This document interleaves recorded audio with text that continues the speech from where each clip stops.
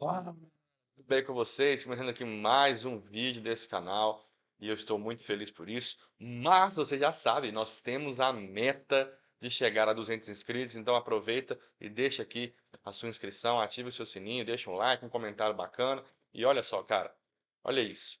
93% das pessoas que veem os meus vídeos não são inscritas. Pô, pessoal, nos ajude aí, se inscreva para nós possamos chegar mais facilmente até superar essa meta que nós estipulamos, amém? Bom, qual que é a importância de nós fazermos aquilo que é proposto? Bom, eu peço para vocês sempre para deixar comentários nos vídeos, né?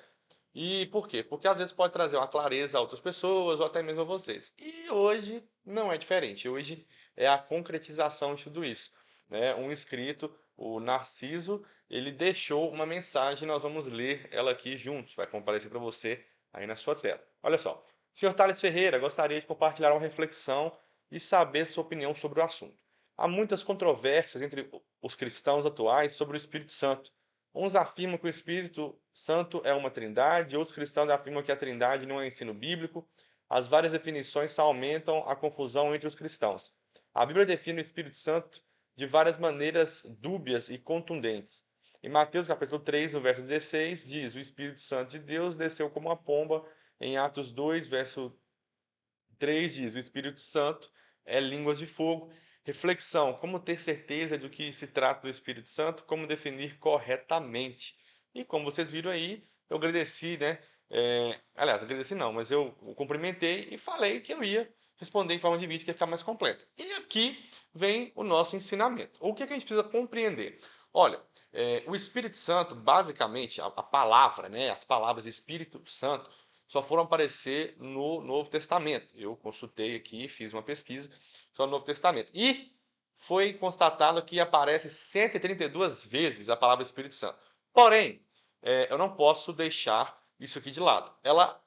O Espírito Santo ele não aparece no Novo Testamento, tá? A palavra sim, mas o ser, que é o Espírito Santo, não. Ele aparece lá em Gênesis 1, verso 26. Acompanha comigo na tela também. Fala assim: E disse Deus: Façamos o homem à nossa imagem, conforme a nossa semelhança, e dominem sobre os peixes do mar, sobre as aves do céu, e sobre o gado, e sobre toda a terra, e sobre todo o réptil que se move sobre toda a terra. Thales, cadê a aparição do Espírito Santo? Simples. E disse Deus: Façamos. Se é façamos, é mais de um. Thales, é mais de um Deus? Não, gente, aqui aparece a Trindade para nós: Pai, Filho e Espírito Santo. Então, a criação do homem, a criação da imagem de Cristo, aparece sim a Trindade. Então, a primeira pergunta dele, aliás, né, no decorrer da mensagem dele, ele pergunta, né, é um estudo bíblico ou não? A questão de Trindade. Claro que é, nós estamos vendo aqui no começo da Bíblia, em Gênesis 1:26, é bíblico, Trindade é bíblica. Trindade espiritual, claro, né, Pai, Filho e Espírito Santo, é bíblica, isso é um fato.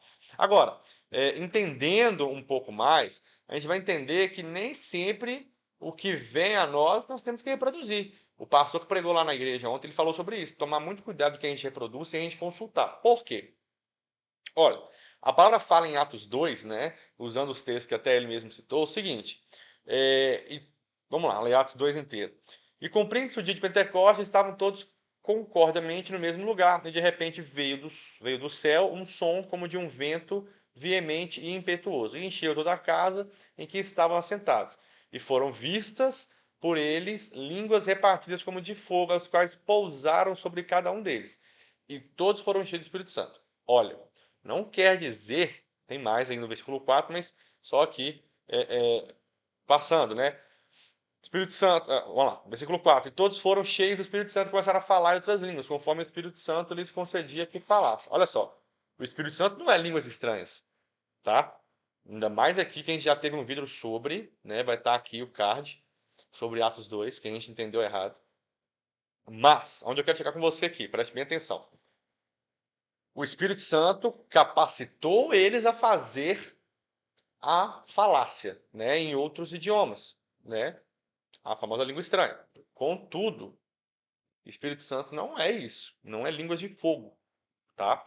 Então, muita atenção a isso, porque essa aqui é uma capacitação a quem está sendo cheio pelo Espírito Santo. Agora, óbvio, não é porque eu não sou cheio, não é porque eu não falo em língua estranha que eu não sou cheio do Espírito Santo, não é verdade? Da mesma forma que uma pessoa que fala em línguas estranhas, ela pode não ter revelação, não pode ter sonhos proféticos. Então, cada um é repartido o dom que Deus tem para nós. Amém? Então, ponto. Aqui é mencionado, mais uma vez, que o Espírito Santo veio a cada um deles e todos que estavam ali foram cheios do Espírito Santo. E por estarem cheios, começaram a ter a habilidade naquele momento de falar em outros idiomas, ok? Beleza. Ó, em Mateus 3:11 tem duas aparições sobre o Espírito Santo. Eu quero citar aqui a primeira, que é a que vem antes da que ele citou. E vale ressaltar, tá, que eu não estou colocando todas as 132 passagens, porque ia ficar extremamente grande e não é válido para nós aqui. A intenção é só responder uma dúvida e fazer o entendimento coletivo, aproveitando a oportunidade. Amém?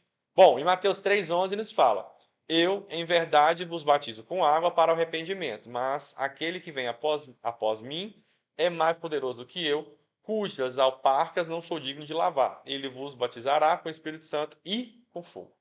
Olha só, preste bem atenção. Essa fala é de João Batista, quando ele está fazendo o batismo que ele realizava nas águas, né? E para quem não sabe, o ministério de João Batista era preparar, né, a vinda de Cristo. Ele é a voz que clamou no deserto e ele era aquele que batizava em arrependimento. Então a oração que ele ensinava aos seus discípulos era a oração de arrependimento. Ok, então já era uma oração de renúncia, certo? Sim, então João Batista foi um homem de Deus, como a gente já sabe disso. Agora, fato é, ele menciona o Espírito Santo mais uma vez e ele fala que o que virá após ele vai batizar com o Espírito Santo e com fogo. Ou seja, ele vai trazer mais vida para aquela pessoa. Porque a intenção do Espírito Santo é trazer vida e vida em abundância, né? Além de que ele tem a intenção de nos trazer algo a mais que logo mais nós veremos, né? E Mateus 3,16, que é onde ele fala: E sendo Jesus batizado, saiu logo da água, e eis que lhe abriram os céus, e viu o Espírito de Deus descendo como uma pomba e vindo sobre ele. Em outras versões, eu falo o Espírito Santo, que ela desce como uma pomba. Cara, vamos lá. Entrando diretamente na sua pergunta, Narciso e os demais irmãos que nos acompanham aqui. Olha só, não é porque está sendo dito que veio como uma forma de pomba, que o Espírito Santo é uma pomba, tá?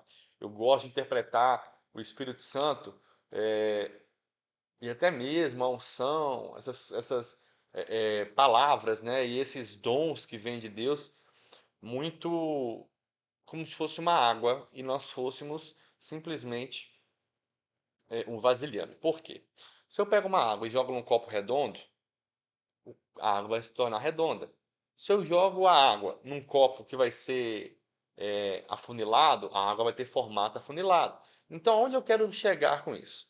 Entendendo que a água é o Espírito Santo, que o recipiente somos nós, independente de como vai ficar, o Espírito Santo ele vai vir para a nossa vida e vai se encaixar aonde ele tem espaço aqui em nós. Ou seja, se eu sou Thales, um homem de 1,83 m, ele vai ter esse espaço para habitar. A menos que ele me aumente, né? Se a gente falar para cima, etc. Então, fora isso, eu vou comportar o Espírito Santo assim. Então, falar que ele é uma pomba é muito raso, se justificar por isso. Agora, ele veio em forma de uma pomba. Simples. Não podemos simplesmente falar que ele só virá em forma de pomba. Então não é por aí que funciona, né? E em João 14, no verso 16, eu gosto muito dessa passagem, porque tem uma outra aparição do Espírito Santo aqui, que é de Consolador. Olha só, Jesus fala: E eu rogarei ao Pai, e ele vos dará outro Consolador para que fique convosco para sempre. Ou seja, né, quem era o primeiro Consolador? Jesus. E o segundo agora é o Espírito Santo, que ele vem para ficar conosco para sempre e trazer consolo à nossa alma, ao nosso espírito e fazer todo o restante que é necessário na nossa caminhada cristã. E finalizando, né, em torno da sua pergunta, qual que é a importância de se entender, ou melhor, né, concretizar aí a sua pergunta, que é literalmente como ter certeza de que se trata do Espírito Santo e como definir corretamente, cara, primeiro que nós temos que ter sensibilidade ao Espírito Santo. Isso é fato e nós não podemos brincar com isso. Olha só, Romanos 8, 26 e 27. E da mesma maneira também o Espírito ajuda as nossas fraquezas, porque não sabemos o que havemos de pedir, como convém, mas o Espírito intercede por nós com gemidos inexprimíveis. E aquele que examina os corações sabe qual é a intenção do Espírito. E ele que é, segundo Deus, intercede pelos santos. Ou seja, olha só. Primeiro, vamos lá. Deus é um Deus de clareza. Uma jovem me perguntou isso durante um momento lá da igreja, acho que foi um ensaio. E eu vi que ela estava muito afoita e não sabia explicar a própria pergunta. Eu falei assim: olha, vamos lá, Deus é um Deus de clareza. Então, se você está com dúvida, provavelmente Deus não fez. Ele vai ter certeza do que ele fez para você entender. É sim, não é não. Fato. Então, vamos compreender isso. Agora, entendendo isso, que Deus é um Deus de clareza, e não de confusão, e nós já fomos adotados pelo Espírito, nós vemos que Romanos 8, 26 fala que ele veio para nos ajudar, porque olha só, ele fala no começo que da mesma maneira também o Espírito ajuda as nossas fraquezas. Olha só, um ser humano é constituído por suas forças e suas fraquezas. Se eu tenho um Espírito que ajuda as minhas fraquezas, cara, eu vou me tornar mais forte, correto? Me tornando mais forte, eu evito pecar, evito entristecer a Deus, a Jesus e ao Espírito Santo, que são a Trindade, e nós temos um direcionamento que é para Cristo. Amém? Agora, entendendo isso, a gente entende como discernir isso. Simples. O Espírito testifica em nós. Agora, quanto mais sensíveis, mais fácil vai ser o seu entendimento para com o Espírito Santo. Isso é fato, é simples de compreender isso. Quanto maior a minha intimidade em Deus, maior vai ser a minha sensibilidade com Ele, porque essas duas coisas caminham juntas. Amém? Então, em outras palavras, como é que eu consigo ter esse discernimento? Cara, nós adoramos Deus porque Ele é digno, nós adoramos Deus porque nós queremos semelhança e nós adoramos Deus porque nós o amamos. Então, através desses três pilares de uma intimidade com Deus, nós podemos sim viver o extraordinário, nós podemos sim entender se é Deus ou não falando, e nós podemos sim entender que o Espírito Santo ele não tem simplesmente uma forma de aparecer a nós, né? Nós temos cada vez mais maneiras de compreender isso. Amém? Deu para entender? Bom, eu espero do fundo do meu coração que tenha sido um vídeo esclarecedor. Amém? Meus irmãos, vamos orar. Espírito Santo, nós somos gratos pelo Senhor ter feito em nossas vidas. Cobre-nos com o teu sangue da tua graça. Deus, se eu estou falando alguma asneira, que o Senhor possa testificar no meu irmão o que é correto e o Senhor perdoa a minha falha por ter levado a mensagem de uma forma errônea. Mas a intenção é acertar e tirar dúvidas do teu povo, Jesus, dos meus irmãos. Somos gratos por tudo, pedimos que essa palavra venha vivificar em nós para que sejamos cada vez mais íntimos do Senhor. A oração que fazemos a Ti, certo e grato por tudo, Pai. Amém. Meu irmão, gostou dessa palavra? Achou interessante? Cara, deixa o like, deixa um comentário. Olha só, um vídeo foi gerado por causa de um comentário. Nos ajude, cara. Coloque aí o que você quer escutar, o que você quer conhecer ou até mesmo aprender, que nós vamos de encontro. Amém? Gente, fique com Deus. Até a próxima aí. Tchau, tchau.